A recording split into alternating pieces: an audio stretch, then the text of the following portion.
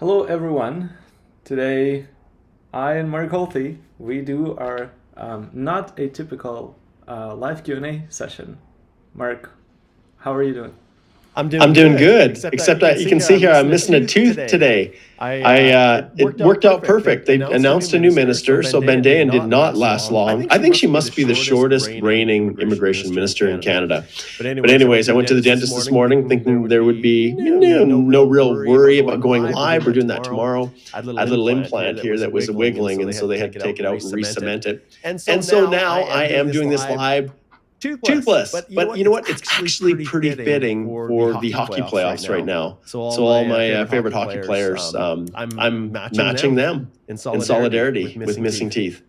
teeth. Yeah, yeah. So this is a pretty urgent live stream because we have a special occasion today.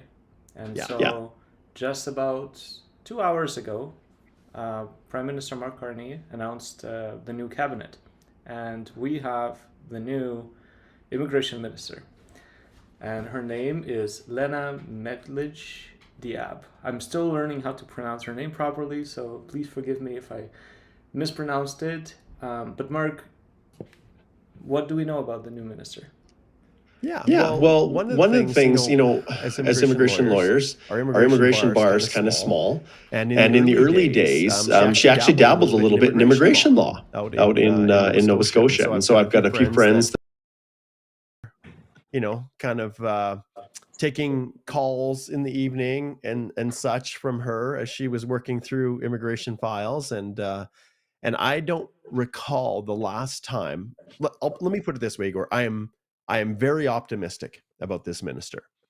So I don't recall ever a time before where we have actually had a minister that has done any substantive or substantial immigration law.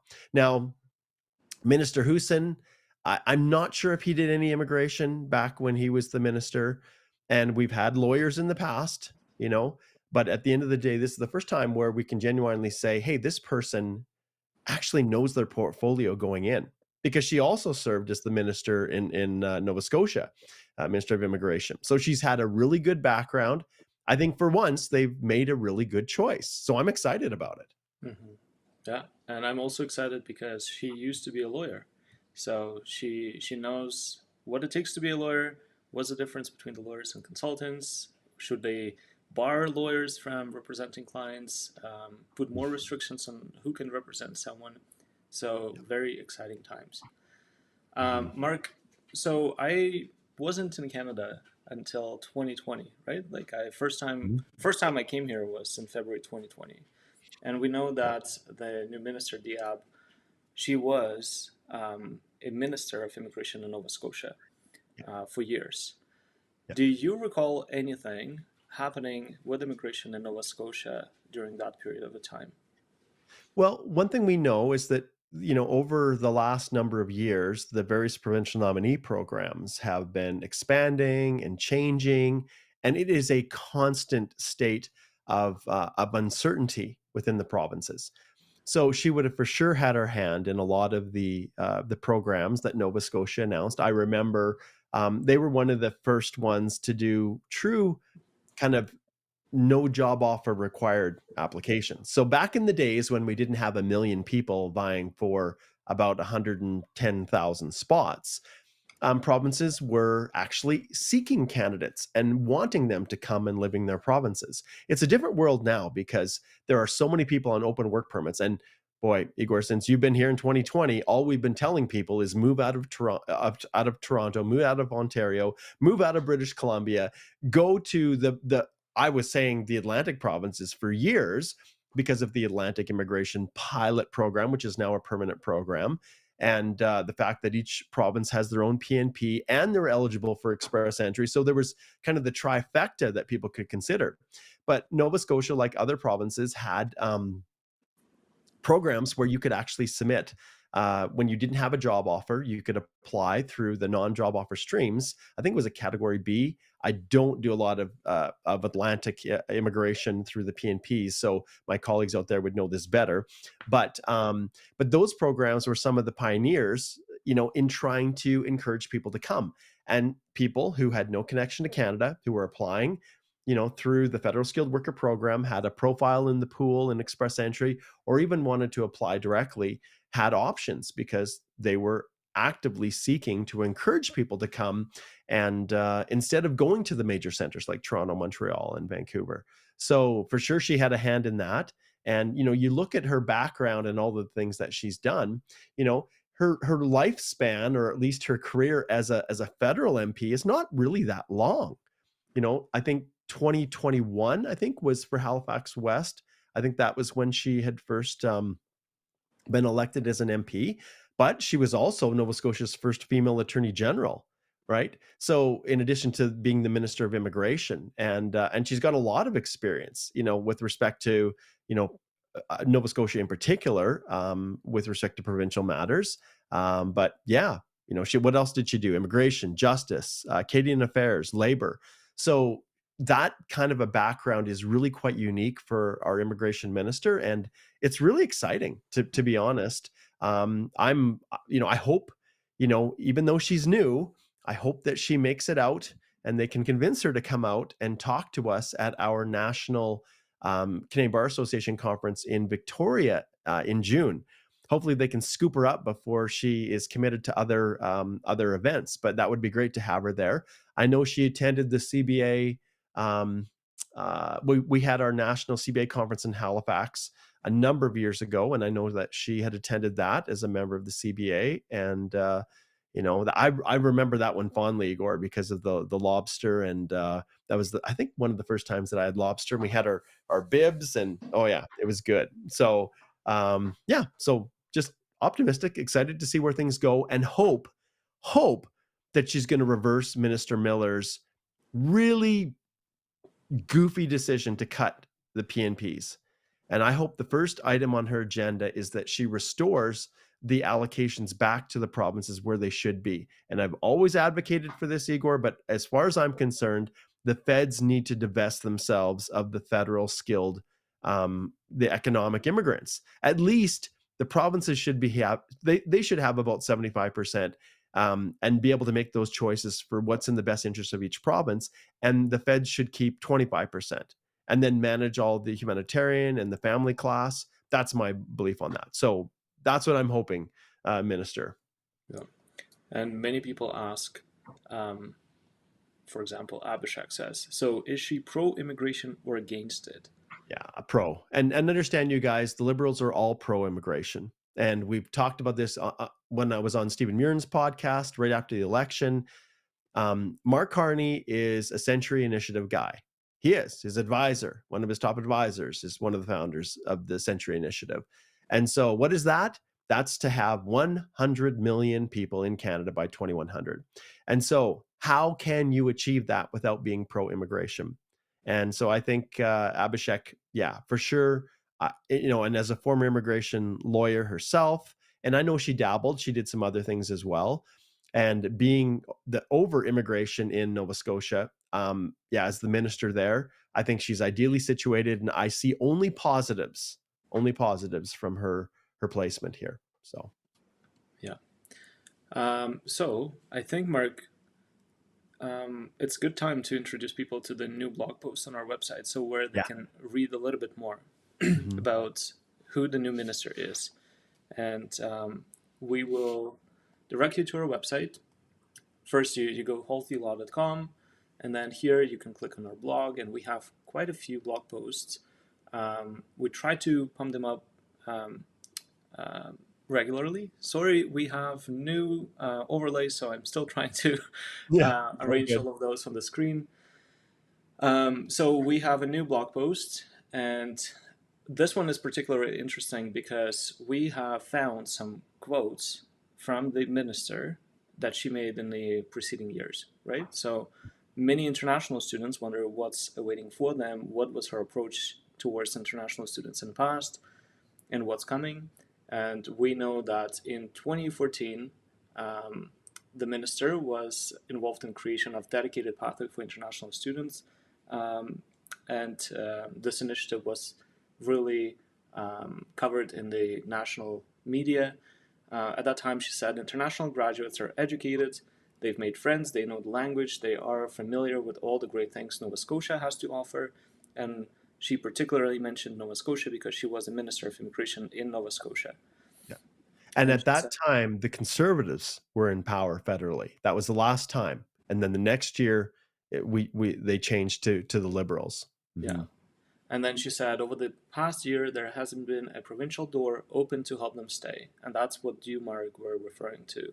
Mm-hmm. More heavy focus on provincial nominee programs. Yeah. And then this one is particularly interesting. So at that time, she said, government cannot boost immigration alone. We are grateful for the support of many employers, business organizations, connector programs, communities, and people across Nova Scotia who work to recruit and retain international graduates who will help enhance our economy and our culture, which to me means that, yeah, the focus will continue to shift more provincially. Um, at that, like in this context, Mark, what do you think will happen with the cap on the PNP allocations? Yeah. So I'm hoping that she will look at this and, and reverse it. There's no turning back from at least in the short term from the Liberals' agenda to have, 1 million people leave Canada by the end of this year. I think if they are going to make changes, they're going to have to wait a little bit, let the dust settle, because it just looks too hypocritical to say, okay, now we're changing our tune. That just smacks of just complete politics. And if you can't trust, the campaign that the platform that the party is running on, then what can you trust? And I think in their case, reversing the provincial nominee numbers and giving the provinces back those numbers, in my mind, is the lowest hanging fruit on the tree. So it's something that they can quietly do in the background that doesn't substantially affect, largely what they're doing, because the people that they want to leave the country, let's face it, are the low wage folks. If you say we are establishing a wage threshold of $34, $35 an hour, and if you come from a place in the country where there is 6% or higher unemployment and you are not going to be able to renew that work permit, employers, even if you love this worker, we're just blocking it, hard stop. Well, those are the individuals that are really the million that are not going to be able to stay, spouses of these workers. And so what I think they're really focusing on is more higher skill, higher human capital. And to be fair, express entry was always supposed to be based on that, the best and the brightest, right? So by reversing the numbers and returning those numbers back to the provinces, maybe it's not going to happen this year. Maybe they're going to make the decision, well, we're going to reverse those numbers for 2026. But I think that is something that's very easy for them to do.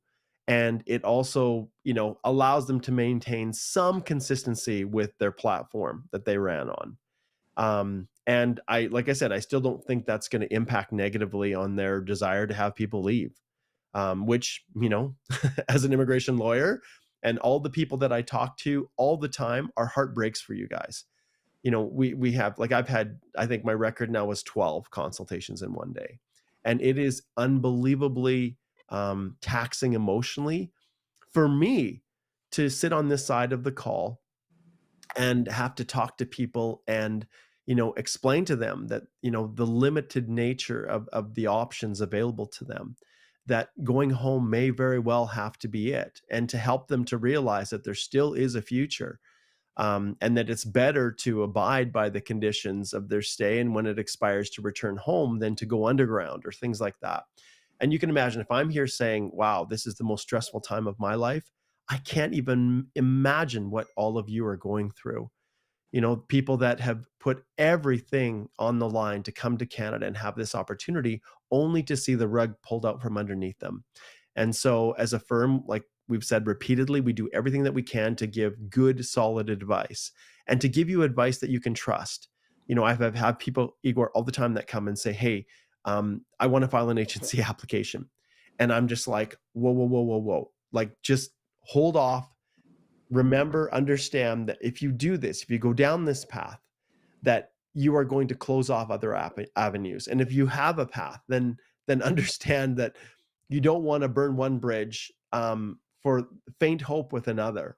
And so those are hard discussions. But yeah, hands down, I think that's one area. Now, remember, she is also she has strong ties to the Francophone community as well as the Arab communities, right?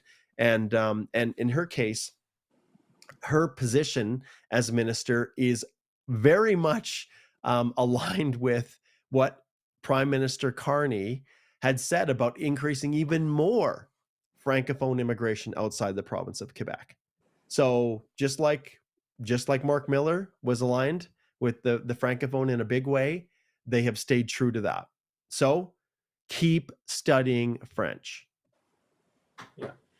So in our blog post, we've listed 3 expectations that we have with the new minister based on her previous experience as a provincial minister of immigration. So first is the PNP spring, right?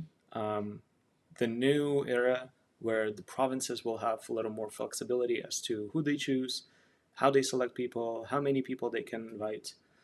Second, as we just discussed, the francophone immigration. Just this morning, Mark, I also had a consultation with someone who initially booked the call to discuss the HNC application. Yep. So my first question was, tell me about your situation. Do you have anything specific, unique to your situation that kind of makes me want to cry? Yeah. And the answer was, I just don't have any options. And what can I tell? Submitting an agency application is perhaps the worst decision that they can make. But this is something that they will hear from every corner. Every representative that would not be really caring for their future would advise them to submit an agency application.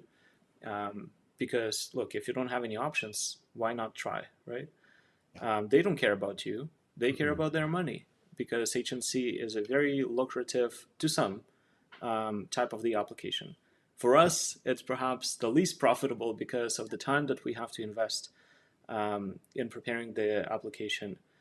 I'll be honest, probably out of 20 consults, perhaps maybe I'll have one person who I could take on as an HNC client. Legitimately. Mm-hmm. Yeah. And everyone else is just considering HNC because there is no bar to become eligible to Right. apply for it, right? Yeah. Everyone can. Yeah.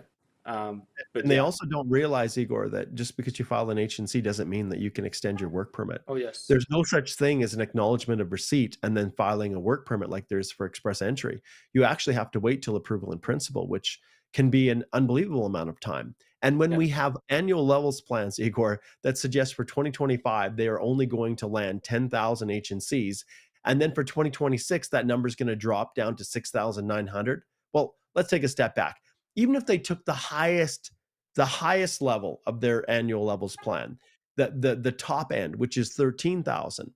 Like, what do we have, Igor? I know you were looking at the data, like 60, 70,000 people in the queue right now for H&C. So there's That only one was, thing that possibly can happen, and that is processing times are going to climb off the charts. So people who do not have the ability to extend their work permits are going to be in limbo for not months, but years waiting on a decision on their H&C. And it's only going to get worse. yeah. In this regard, Mark, what do you think will be the minister's approach to those people who fell out of status? Mhm. One of the things that I do sense from her is empathy. Like, I get the sense that, at least from what we've seen online, what we've been able to garner in this last basically 3 hours that we had to prepare for this, and discussing with my colleagues and just seeing, people commenting on our listservs about her and her background, I think there is empathy there for her, but she cannot operate independently from her party. And one thing we did not see from our previous immigration minister, we'll set Minister Bende aside because she was a non-factor. She was there just for optics for the election. But for Minister Miller, he came in with the mindset that did not have empathy at the top of his list. His purpose, he was the sacrificial lamb. So where Minister Mendicino, right during the pandemic, and then Minister Fraser were all about expanding immigration massively, Minister Miller was all about retraction, reversing the policies, trying to undo the damage that they'd caused, and trying to save public sentiment towards immigration. And he had to make some really tough decisions. And he was the first one to say, look, no one promised you permanent residence, even though I would argue there were a lot of people making those promises. And, that people need to be prepared to leave and go home. And we expect 1 million people will leave by the end of essentially 2025. But for our new minister, I really think, Minister Diab, I think there's going to be a balance approach to it. I think that she can't, like I said, dissociate herself from the party and the direction that they, have said they're going, because we do have a housing crisis. We do have a healthcare crisis in this country. We do have way more people drawing down on those social services than we have the ability to care for, and we are a socialist country, and so there has to be some good, some solid decisions. Now, the Prime Minister has a pretty good background in terms of these areas, I guess, if you will, the companies that he's worked for, and I'll leave it at that. But I would hope that there is a very good plan that will not only, you know, build houses and build the infrastructure, but have a more balanced approach to immigration, where things are thought out not through knee jerk or the latest CBC Go Public article, where some families being harmed because there's going to be no shortage of them, but that they make decisions based on a long-term approach and not a knee-jerk reaction. They've got, 4 years or less, I guess, if an election is called. We don't know exactly how things are going to play out here. And usually you can get things done without worrying about your job. And at the beginning of a mandate. So. And Mark, do you think, unlike Rachel Bendayan, Minister Diab will stay for how long? Yeah, she'll be there. Yeah, I have, our immigration ministers traditionally have had a really, really short track record. So their tenure and the term that they serve is really quite short. I think historically we haven't seen any of them really stretch much past 2 years.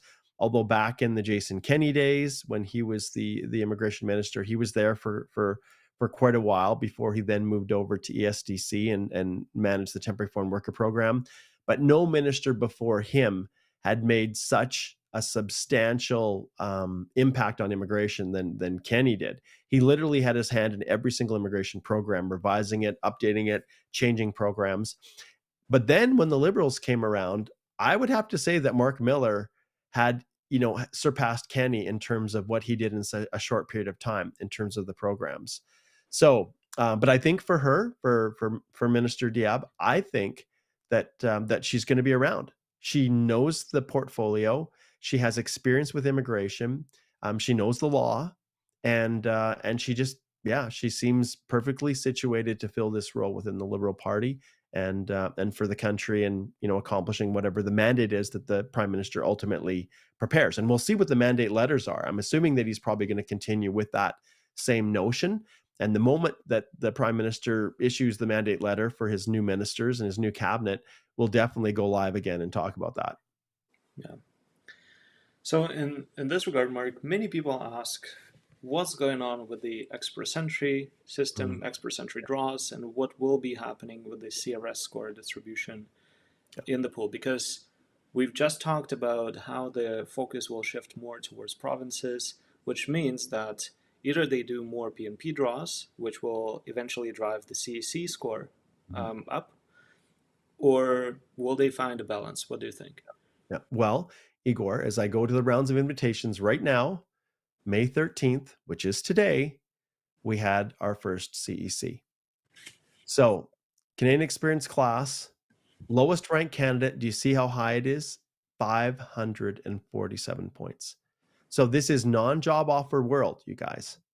And this is an indicator that there are a lot of people out there that are leveraging heavily off of French. And so part of the reason that those scores are so high is because of French. And the job offers, this was a very tiny draw. It's kind of more of a token draw. Here we'll throw a bone out to people. 500 is probably one of the smallest CEC draws we've had in the history of express entry. But this is just a sign of times to come.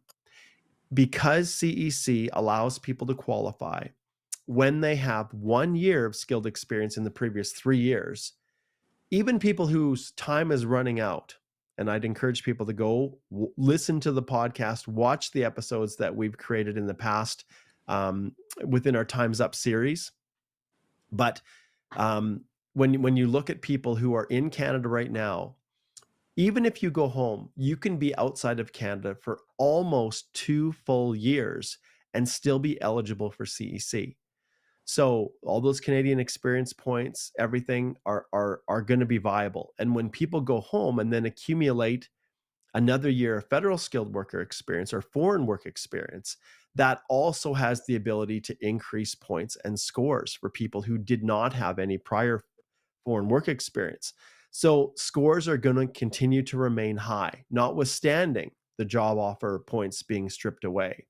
And we've seen, with Minister Diab, we've seen that she's also very pro economic immigration, right? She recognizes the role that employers play within the process, and let's face it, if we want our economy to grow, we need to have the workers to do so, including in those areas where Canadians may not choose, unless they are out of desperation, to work in those industries. And those are the ones that are going to be hardest hit, hardest rocked by these bars to processing of LMIA extensions. So, Yeah. And Mark, here we would also direct people to the blog where we have expectation 3, expansion of occupation-specific draws and sector-specific pathways.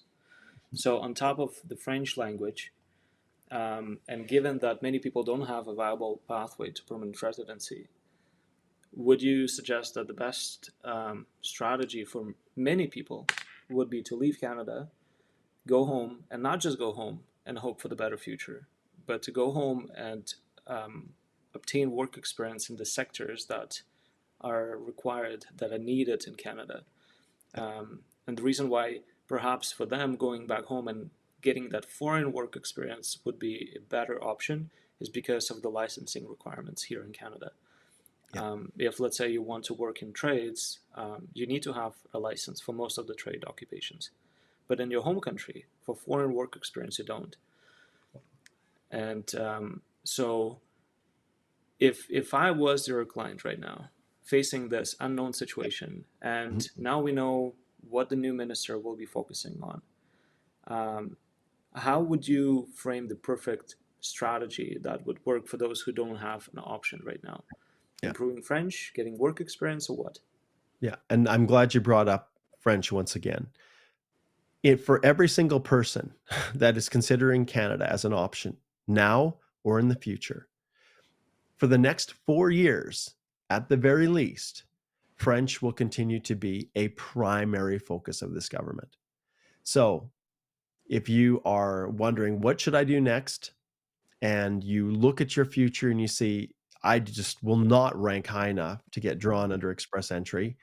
The PNPs, like I take Alberta, for instance, Igor, where we're over, 35,000 people in the expression of interest pool. 50,000. Oh, we're at 50 now. Oh, it's jumped. They've updated it. Okay. Oh my goodness. So 50,000 people. And so basically what that means is people, no matter what country, what province you're in, you are pursuing every single option that's out there. So if you're, the million people that are in Ontario, probably a whack of them have submitted expressions of interest to Alberta. And so the same thing goes for all of the provinces. So one thing we do know is that not everyone is going to be able to make the cut this year. There will be people that have work permits that are expiring. And if you are in that situation and you don't have the ability to try to shift to another job, and I've been saying for years now, go to rural Canada, go to a different province, make a connection with an employer while you have your open work permit, so that then you can be in a position where they say, wow, this person is awesome. I don't want to lose them.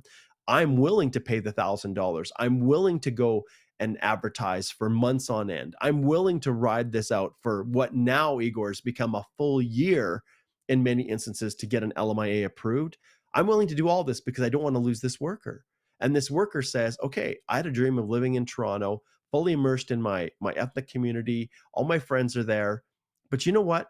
my future in Canada is more important than living the next year or year and a half in a more comfortable sphere, I'm willing to take a risk. I'm willing to move to Moose Jaw, Saskatchewan, or somewhere like that, or Nunavut, or wherever.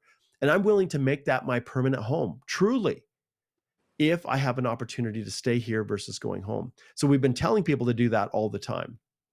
But when it comes to specific strategy, you cannot discount what Igor has just said about going home, getting a job in one of those fields that right now are on the targeted lists. And when I say targeted lists, we talk about the category-based draws for express entry. And yes, I know those change all the time. How many clients did we have in tech, right? That just assumed that they would have options through STEM. And then all of a sudden, Minister Miller takes the T out of STEM and FOIA, as Javier Milei says in Argentina, gone, right? And so you have to realize that everything is going to be in flux. Everything's going to be changing, but you have to be able to adapt. And there are points on the table if you do not have federal skilled worker experience or foreign work experience. If you came as a student here, didn't work before, there are points on the table if you go home and work. For the category-based draws, they do not care if you are in Canada or outside Canada, as long as you have that 6 months of work experience in the occupations on the list. So you have to realize that all of these factors may increase your chances. Because let's face it, you get 10 more points each year, Igor, that you work and gain Canadian experience. You get another 10, till you max out. After, I think, 6 years, you hit the maximum for Canadian work experience. Well, if you go home and work for 1 year, that could be the equivalent of 3 years toiling in Canada. Now, if you have a valid work permit, you're going to stay. Okay, so let's leave it at that. But I'm talking about people who look at trying to file TRP and work permits, who are trying to find other avenues to stay longer. But unless you have valid work authorization, it's just a path that you don't want to go down. So that's where I would direct people, Igor, is to seriously consider that. I want to bring up, and I've talked about this a lot, we've got a lot of people watching this live, but I want to share this story once again, because this is the epitome of what it takes now in this modern world of unbelievable competition for PR. The guy, I think, was an Indian national, finance background, booked a consult with me, and he had done something that I never dreamed someone would do. He left his job at the bank, and I can't remember exactly what the circumstances were. So we'll talk about this scenario generally and not specifically, because if you're listening, buddy, okay, and I don't get your story perfect, I'm going to hit the gist of it. So he left this position that was right in his wheelhouse. Heck, you guys have all taken business degrees, okay? We know that that's been probably the most sought after educational credential in Canada, is some business diploma, Bachelor of Management, an MBA, right? Because it translates to all industries, right? But when everybody's doing it, then nobody's special. Well, he realized that the writing was on the wall, and that he was just simply, one, not going to get support from the bank, because the banks do not support you. Okay, don't take jobs with the banks. They won't support your PR or any larger institutional client. Ask them, do you have a policy of not supporting permanent residents? And companies have those policies of just not supporting it. Don't take those jobs, even if they offer you more money, because it's a dead end. This individual realized the writing was on the wall. He looked at the category-based draws. He saw, trades. I just need 6 months. So he literally approached a welding shop and said, hey, I want to become a welder. Well, okay, I grew up on a farm, dabbled with lots of different things. Welding is not easy. So to have someone who has no experience, not only are they a safety concern for all the other workers, but there's the reality is they are not going to be useful for you. So some provinces don't have a formal trade certification in some trades, where you actually have to have a trade certification, a red seal, we call it, for international interprovincial trades workers. But he went to this welding shop in Ontario, and he said, look, I will work for free if you will teach me how to be a welder. All right. And so guess what happened? What employer would not be more than happy to have someone work for you for free? He worked for, I think, 5 months before he was then able to actually be relatively competent for the employer to say, okay, I will hire you as a welder now, and actually paid him. So then the clock started to run, and he gained 6 months. And boy, it could not have been more than 1 or 2 months after that, updated his profile with his new welding experience, and bang, he got an ITA. And that guy is a permanent resident of Canada right now. So at first, I was horrified when he told me he worked for five months for no cost. And I said, that is the most, leave aside all the corruption within the LMA process, Igor, where people have paid 30, 40,000 for job offers, which are basically working for free, modern day slavery. Well, I was thinking, this guy here, how is he any different than me when I was going through school to become a teacher? We had 3 professional semesters. So not only did it's kind of like a co-op, but you're not getting paid. So not only did I pay the tuition for the University of Lethbridge's Faculty of Education, but in my years of professional semesters, I would spend one semester. It was kind of like maybe kind of shadowing. I would teach the odd class. I would kind of be involved, just get your feet wet as a teacher. Then the second professional semester, I would kind of split. I'd have a couple classes that I taught myself. And then the final one, I took over the class entirely from start till the semester was completed. And I was actually paying the school to teach. Well, the university to teach, and then the public school had my services for free. And I coached volleyball. I did all these other activities as well. And so I'm like, well, what difference is that compared to this guy who made the decision to basically intern for free so he could learn how to be a welder, and then an employer who supported him. And what's it to the employer? Well, a reference letter saying you worked as a welder. That's it, right? So I know I've kind of taken it to a different level here, Igor, but this is the extent to which people are willing to go. And you can't sugarcoat this horrific world we're in right now, where it is ultra competitive. And so the question is, what are you willing to do legally? What are you willing to do? Morgan, this is a perfect segue for me pulling up this comment from Tom. Tom. Okay. I worked my first job for free until I was given the Sweet. hat and the paycheck. I'm hitting. There we go. I was gonna hit the applause button, Igor, but you found it. Awesome. Yes. Yeah, that's totally right, Tom. Right. And nobody wants to live in squalor and in abject poverty to try to get work experience. My other client who had booked the consult with me, he actually had a side hustle. So he had an evening job. He worked 2 jobs, one for free and the other to kind of pay the bills. And you can live pretty darn frugally when you have to, as many of you know already, with the wages being suppressed like they are. But yeah, very, very cool. And yeah, it's just about being nimble and trying to be adaptive and being willing to take chances, being willing to get out your comfort zone, expand that circle of comfort that you have, getting outside of it, doing things like, and that may be moving away from your community, your support, your friends, going somewhere completely different for an opportunity to become a permanent resident. But I'm a very one thing I never like is people who just use the PNPs to get PR and then move back to another province. Not a fan of that at all. Coming from rural Alberta and knowing, the value that new immigrants bring in breathing life into communities that otherwise would basically, their stores would shutter, the town would basically dry up, everybody moves away.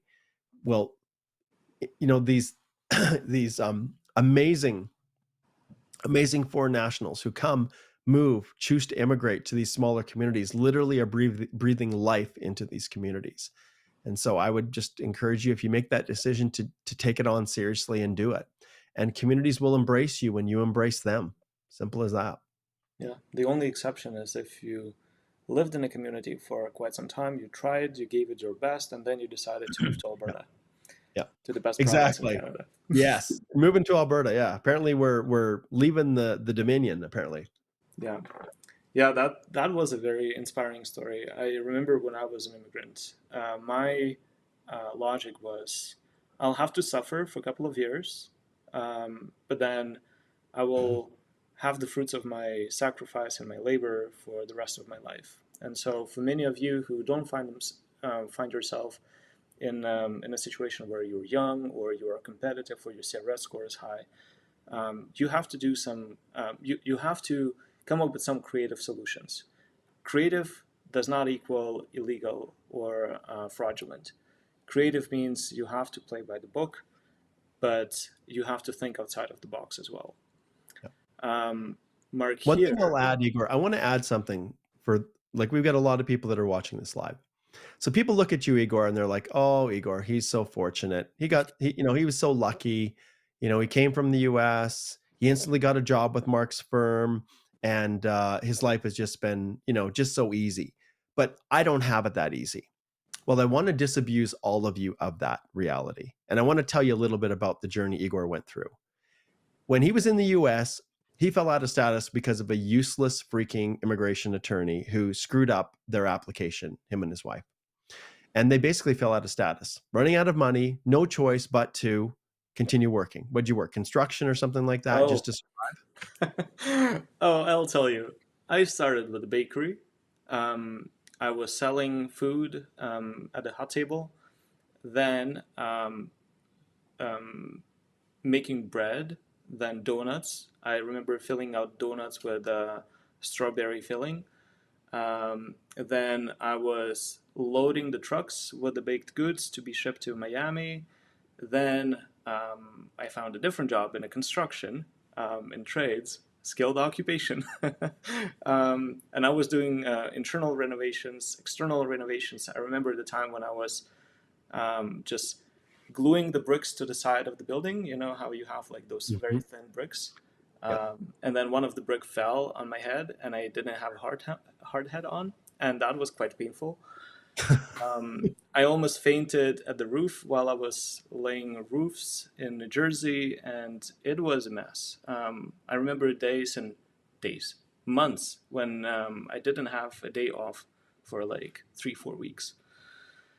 Yeah. So it wasn't And that, easy. yeah, not easy. And so fortunately, Igor, someone directed him to look at Canada and consider, because at that stage, Igor had his master's in law and he had other prior experience. It's just their dream of going to the US was, it was basically killed because of mismanagement of their file. And some of you may be in that exact situation yourself. So Igor looked to Canada and managed to run across, I guess, one of the videos or something that I was doing online, and had some choices and options of who he was going to retain, and chose to reach out to me. And we can fast track through all of that. But right off the bat, I could see Igor had initiative, that he was prepared to work and do whatever it took. I could see that he was a good kid, that he was honest, he had, morals, he had good values, and that him and his wife, they didn't have a lot of support from their family. They were basically two young kids on their own, just trying to figure out, a life for themselves. And so when we went through lots of challenges getting his PR, but we were successful in the end, I knew instantly that I was going to offer him a job. So when he came, he'd already sold himself to me on why he would be a great addition to our firm. That was, I'd shifted from another law firm, and we were kind of in growth mode. And he joined, and he didn't really have a job title. It was kind of legal assistant, but very quickly he showed initiative. Everything you see on our website, all of the technical aspects of what we have within the firm is really, it's Igor's engineering. He's the one who created it. And so he showed all these different kinds of skills, and I leveraged off of everything. And there was a time where I said, Igor, I'd like you just to be my practice manager, like just like run the whole office, be the firm, kind of CEO person. And he said, I want to be a lawyer. And we knew that it was going to be a long haul for him. It was not an easy path. Because he came from a civil law jurisdiction, his steps that he would have to take were almost equivalent to redoing law school in Canada. And so from start to finish, it was about 4 years, was it, Igor? Right around there, maybe a little less. But he went through, did his exams, took courses at the University of Calgary. He was called, he was basically admitted as a law student. I was his principal. He had a year doing that. Then finally, he was able to be called to the bar last summer, and as an official lawyer. Now, in that time, he'd learned more about immigration than most immigration lawyers, in their first 4 years of practice. And he knew all aspects inside and out, and it was all because of work. And I remember there were days where we would meet 8 or 9 o'clock at night, just talking about the firm, how we should grow. And Igor, he worked so hard. Like, no person in their right mind would ever do anything other than support him because of the effort that he put in. Well above, it wasn't an 8 to 5 job. Igor was like up in the morning. He worked late at night, like probably 10 or almost 11 o'clock at night. We'd be brainstorming different things in our courses and how to create the Canadian Immigration Institute and all these different things. And, it was an absolute no brainer for me. And the best decision I ever made was to hire Igor. And understand, employers are like that, right? If you see someone who's going the extra mile and they're not just working just to, we call it work to rule. Basically, come 4:58 p.m. I'm wrapping up and I'm out of here. When you go the extra mile, and that's how you ingratiate yourself with your employer, and you pay those dues till the point where you now have options. And Igor's worked really hard, and for a young lawyer, he's doing pretty good because of the effort that he's put in. And yeah, so I just want to bring that up to people who are wondering, and thinking, oh, some people just have it easy. That is not the case at all.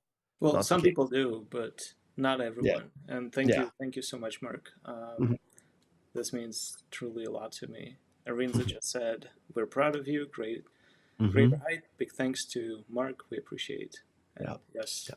thank you, Mark, for such a wonderful introduction and feedback. I truly Yeah. appreciate it.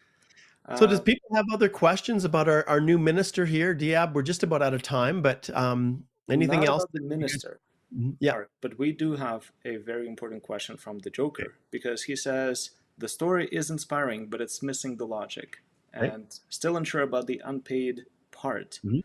Yeah. So the initial question was, isn't the work experience has to be paid to be eligible to claim Yeah. points? And Yeah. you're So absolutely correct, Joker. yeah, I'll reiterate that, Joker. So like I said, he volunteered to work for up to 5 months without pay. Okay. I can't remember exactly how long it was.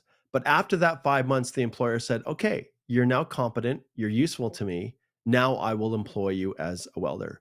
And then he worked paid as a paid welder for 6 months. And then shortly after that period, he was then given, he updated his profile with his new welding experience, and he was drawn under the trades category based draw. Okay. Good question, Joker. But Yeah. yes. Yeah. And then another comment from Marinze. Mhm. That was exactly what I did back home, working for free, which earned me a job, which I did for 11 years, 4 months, and 5 days. Yeah. Wow. Yeah. So, Mark, we don't have many questions about the minister, so I'll be just randomly pulling up some comments Sure. to Let's do see it. what people Yeah. are saying. So, Christ Ambassador says that Canada is in a free fall. People need to think twice before wanting to come here. Yeah. And that's not like right now. Absolutely, there's a lot of people that are feeling that. Um, you know, and I absolutely wanted a conservative government. So I don't think there was any misgivings about that. I really wanted a change in government. But one thing I've learned a long time ago is that I will 100% back and support the will of the people. That's what's so beautiful about democracy in Canada. And if the people say, all right, we want the Liberals still in power, we're going to give Prime Minister Carney a go at it, and he's got the right qualifications and the right ability to lead the country where it needs to go, then I will give him the benefit of the doubt. Um, as far as Lena and her new position, Ms. Diab or Minister Diab, I will 100% support her and be there to to do what I can to help promote and help the advancement of immigration in this country. And it is so easy, you guys, to become bitter, to become cynical, to just feel like there is no future. But no, I'm not buying that. Do I still one day hope that we have a conservative government? Yes. Do I fully support the Conservative Party of Canada? 100%. Do I support Pierre Poilievre? Absolutely, I do. But notwithstanding that, I absolutely respect the votes of my colleagues and friends, and I will do what I can to be a part of the solution, not a part of the problem. Yeah. Now, as far as people who are looking to come to Canada, you can look, the writing's on the wall. It has never been more difficult now than ever before, probably, to come as a new worker or a student and be assured that you've got a pathway to PR, because it does not exist. There's no guarantees. So yes, you want to think twice, absolutely, but wouldn't you think twice before you came last time? All I'm saying is don't trust everyone that tells you things are roses in Canada, because they're not. But there are still absolutely pathways. And Igor, if we look at the annual levels plans, we can see that the overall number of economic immigrants, even within the 2025 plan, for federal economic priorities and the in Canada focus, which is essentially express entry, the category based draws and the regular CECs, whatever, like those actually the numbers increased from last year. And part of the reason they've increased is because they kind of cannibalized off of the PNPs and pulled some of them back. But overall, those economic pathways there are more spots available than there were last year. The problem is just there's crushing volumes of temporary residents, foreign workers in Canada right now that are all trying to get those spots. That's the challenge. Yeah. And Mhm. just like with any good product, if there is a high demand, Yeah, then there's something good about that product, you know. yeah, If people yeah. are coming to Canada, they come here because they can see the difference between Canada and other countries. And yes, there are many problems that we have, but show me the country that doesn't have any problems. Yeah. That's a good point too, Igor, because lately, for some reason, I've had a lot of H-1B open work permit holders booking consults with me now, who took the course back in, when was it, 2022, who of the 10,000 that, a ton of them went through our H-1B open work permit course when they filed their applications. And a lot of them are now asking, should I come to Canada? This is exactly what Christ Ambassador here is saying. They're booking the consult so that we can have a good sober discussion. And in some cases I tell them, it's not, unless you have a really sweet job offer from a Canadian employer, it's not looking good for you. And a lot of them are tech, right? So the STEM, which is now our SEM, is not what it used to be. And so it's important to have those discussions. And in some cases, we know, if you look at the other countries, Australia went through exactly what we did. My brother is an Australian citizen now, largely because of the very pro kind of express entry type PR programs that they had. Now it's much more competitive. And whenever doors open in countries, people will go there and move there if they have the opportunity, especially those with higher human capital. And so my brother, he immigrated there with his wife and his family. He had a master's in social work. He ranked high. Obviously, his language and everything, those points were sufficient for him to get permanent residence. And now he and his family live in Australia, in Brisbane, or he's a Canadian citizen, or an Australian citizen, and so they benefited from that. But then Australia really slammed the door shut because they had too many people that came through. And while they were shutting the door down and New Zealand was kind of closing things down, Canada was opening the door. And you guys know what it's like in the US, with the country per capita kind of restrictions they have. If you're an Indian national in the US on an H-1B, well, good luck ever getting permanent residence. You will be dead, right? 100 years processing or whatever it is, like you will not be around by the time PR comes. And so to go to Canada and say, well, boy, in Canada, things are really tough. They want all these people to leave. Well, we still have large numbers of immigrants that are being admitted as economic immigrants, and so there is still a chance. So that's the balance. And sometimes I say, yeah, go for it. This job looks okay, and you have options. It's worth it. And other times I have to tell people, it's probably best that you stay. Or if your spouse wants to go to Canada and kind of get a foot in the door and see how things work out, and you guys are prepared to live apart, maybe that's an option. But all of those discussions happen in a unique, individualized perspective through our immigration consultations that we do, because the advice I give to one person is not the same. And on paper, they could look almost like they've got the same background, But after talking to people, there may be huge reasons why I'd give advice, to stay in the US for one person versus going to Canada for another. And that's sometimes the dangers of relying upon these, what you read on the internet, because you don't know the fine details.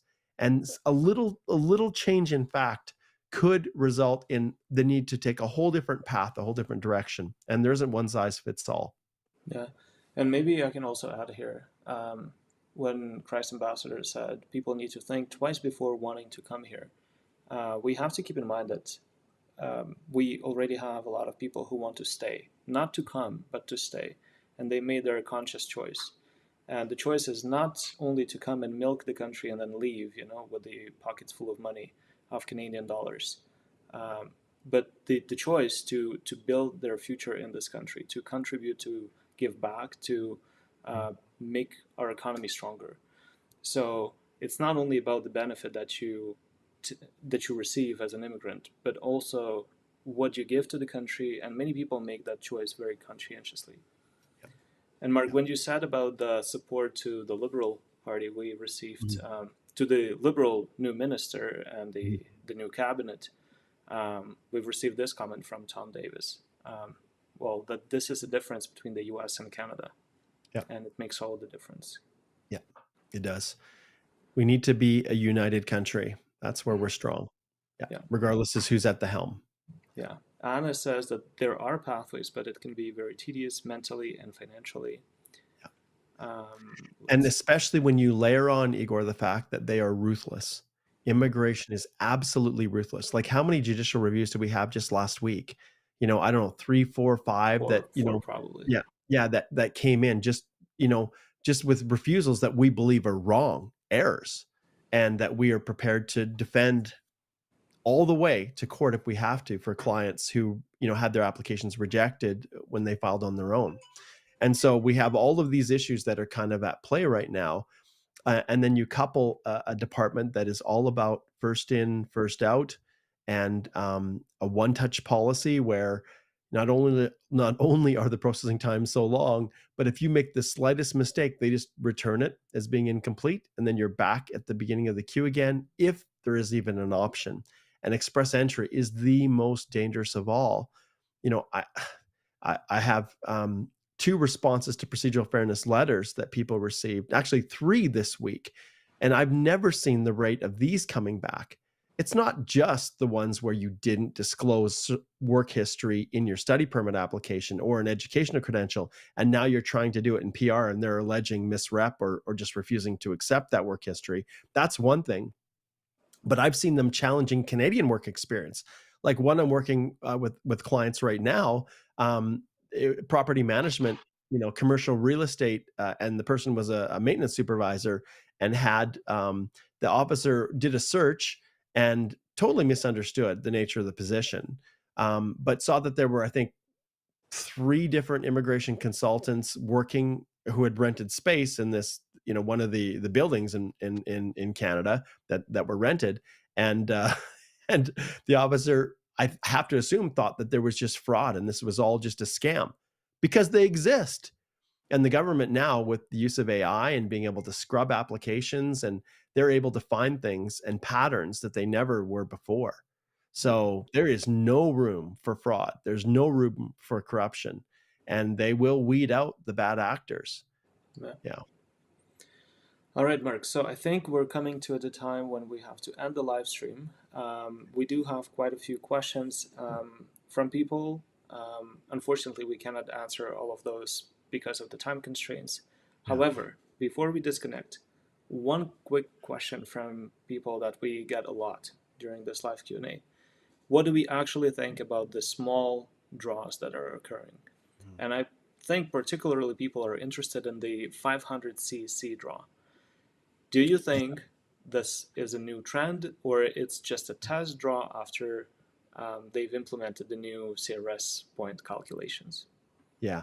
As far as test draws and things like that, like, I'm not a big subscriber to that philosophy. They've made changes to express entry a lot. Even when they added French points or sibling points, or they changed the point thresholds for job offers from 600 points for an LMIA down to 200 points for executives, 50 for tier 0, 1, 2, 3. They made those changes and it didn't really create a huge, massive disruption. And so I know people like to say, oh, it's probably technical glitch. My goodness, they pour millions of dollars into this IT stuff. And no, the decisions are not based on just a computer glitch and not able to, get things fixed. I'm not accepting that. Like, I don't subscribe to that. But if you look at the mandate, what Minister Miller had said when they made the announcements for the levels plans, if you look at those, you want to pull those up again, Igor, what we need to understand is they created these categories for a reason. So if you just kind of, I don't know if you can zoom in on the economic there, you will see that these categories that they created, they literally changed them and renamed them. So federal economic priorities, 41,700. In Canada focus, well, theoretically, in Canada focus should be Canadian experience class, right? And so I don't like I truly think that they're dealing with numbers. They have large volumes of applications. I think as we go forward, they are put unbelievable emphasis on French, which is really messing things up as far as I'm concerned. And you can see the overall French speaking. If you look at the top there, you can see that when you click on that number 4 and you go down to the bottom, it says 8.5% is the target for 2025, 9.5 for 26, 10% for 2027. I'm pretty sure Prime Minister Carney had indicated a jump to something like 12 or 14% in his in their platform, in the campaign promises that he was making. And so French is going to be that's the biggest issue right now, because it's almost like Express Entry is no longer an English program. It's like a French program. Even with the category-based draws, the scores are still really quite high. And I think to a large extent, you have a French-only draw. You've got those extra points. We've played around with the CRS tool and saw, just like all of you, how every once in a while it'll spit out 75 points or something for French, within the comprehensive ranking system when we've been doing it. But look at the French. So no, I don't think it's a glitch. What does the future hold? I think they are going to return back to some semblance of larger draws. I just think right now they're trying to make sure that they understand exactly how many spots they have. And remember, one thing you guys have to realize is the overall numbers did drop by over 100,000. And so each year, the plans are based on a 3-year projection. So when they're taking new applicants in, it's important to understand that they are building they're building a repository of future landings for the following year.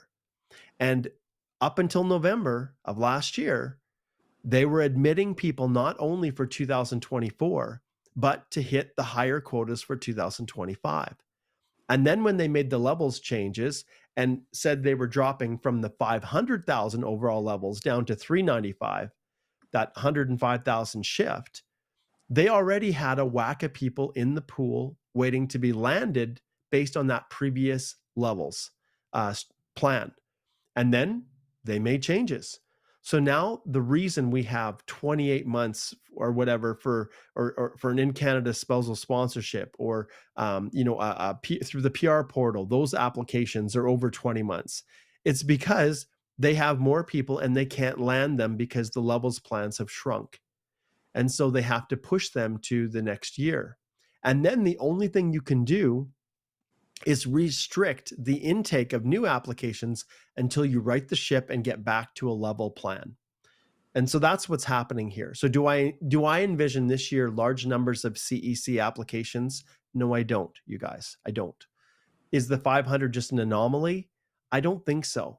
I could see it, them doing some 1,000 draws, but remember, they still want all of you to go home. They have not reversed that plan. And if they say they want 1 million people out by 2025, how do you do it? You don't give people the opportunity to extend their work permit with an LMIA. You don't grant large numbers of ITAs where they can file bridging open work permits. You focus on the people that are here, that have high human capital, that are going to rank the highest, and everybody else, unfortunately, is placed on the sacrificial altar. of meeting this, this quota that they're trying to drop down to, which is 5% temporary residents compared to the overall population in Canada. I'm 10 minutes late for my next appointment, Igor. I better get over there. But Thanks we so much, appreciate everyone. everyone joining in. It was a extremely interesting live stream that we had.